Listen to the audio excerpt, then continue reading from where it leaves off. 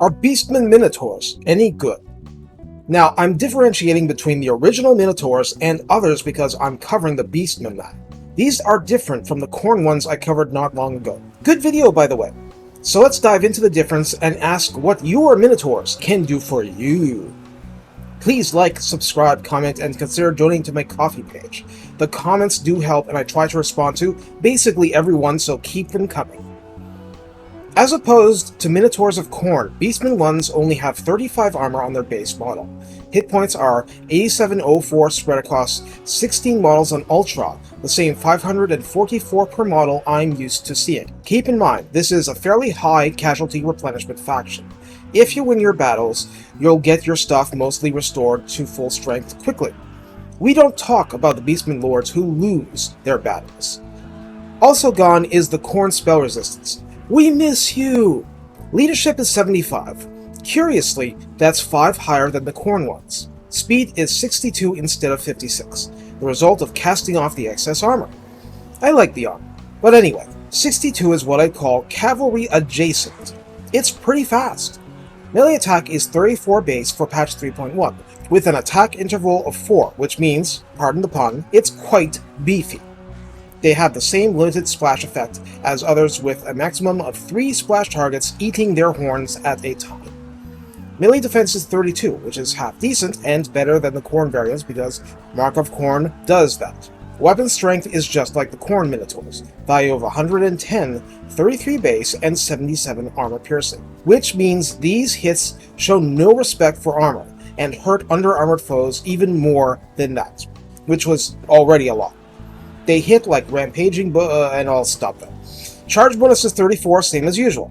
Mass is 1600, same. So where does the special sauce leave us? As we are becoming accustomed, these are woodsman units that phase through trees, and they can hide their presence in forests.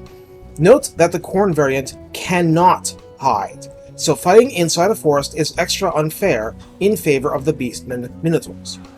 Of course, we have Primal Fury.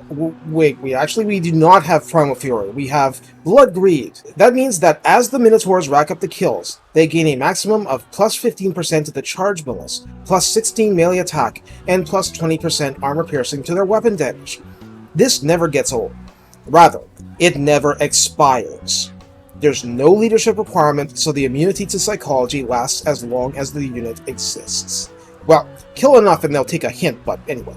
These are hungry units. Feed them. Feed. What about Lord Redtree skills? Hoofed Heavyweights. I approve of this naming. Grants a maximum of plus 6 melee attack and plus 6 melee defense, making them better brawlers across the board. Bestial Butchers means that at rank 7 they get 15% missile resistance, always good for shieldless units, and anyone else for that matter, plus 5 more melee attack and plus 12% weapon strength.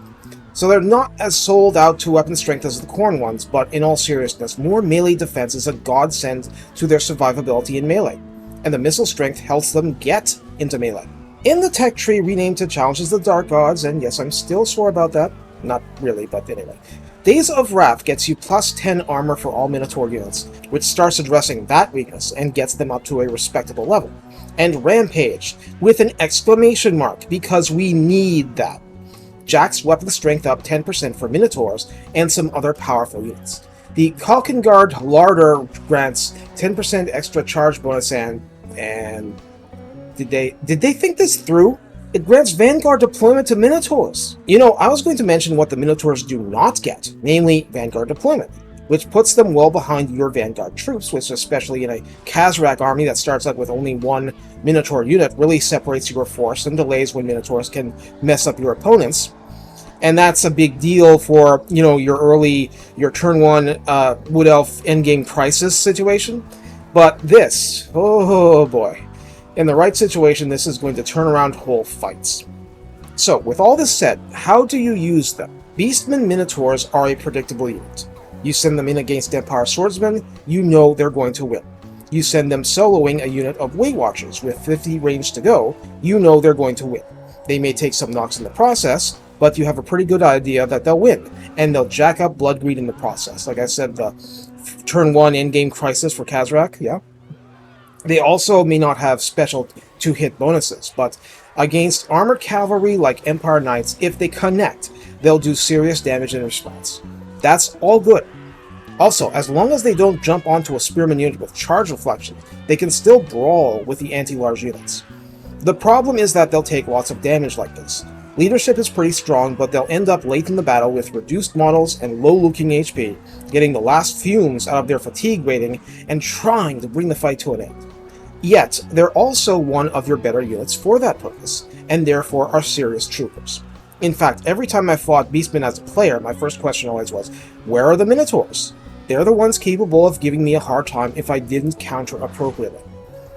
Minotaurs hate being shot at in massive volleys. I mean, everybody does, but, Casualty replenishment helps strategically, but in battle, letting them get shot is letting them lose strength for literally nothing. At least in melee, they're costing the enemy a severe price for each model lost. That's Minotaurs in a nutshell. The rest comes down to how well you tie down opposing missile fire, something the roster has some talent with, how well you make them, and whether you've picked their fights adequately.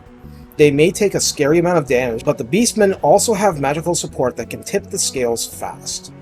Finally, like I said before, you can't teach heightened basketball, and in Warhammer, naturally high speed is hard to get.